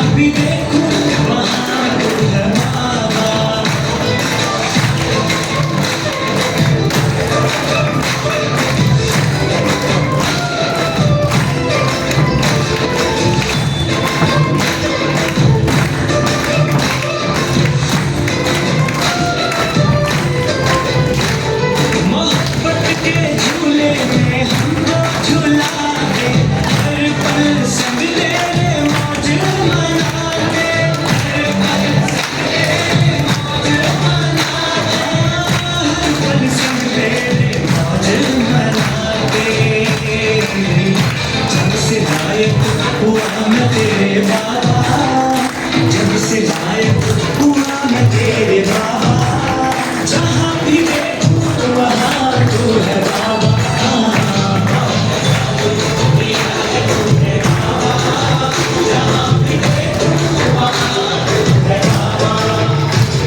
क्या जादू किया है तूने बाबा, जहाँ भी देखूं वहाँ तू है बाबा।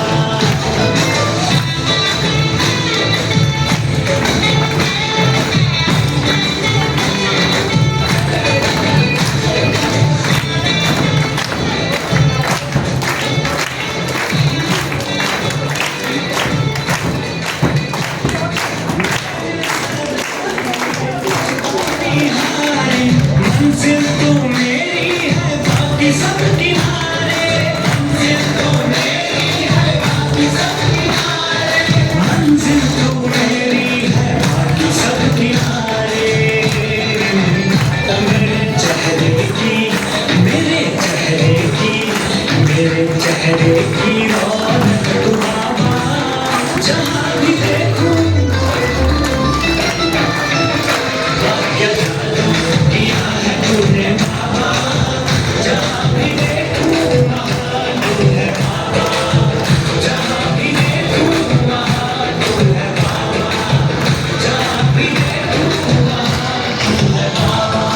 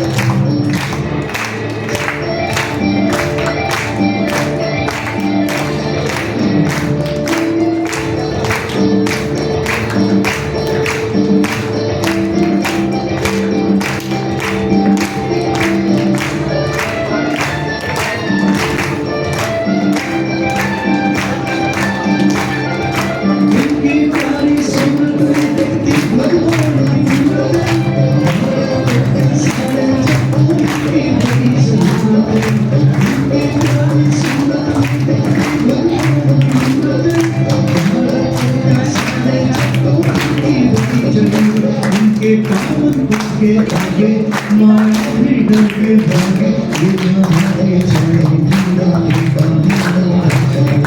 ये जहाँ के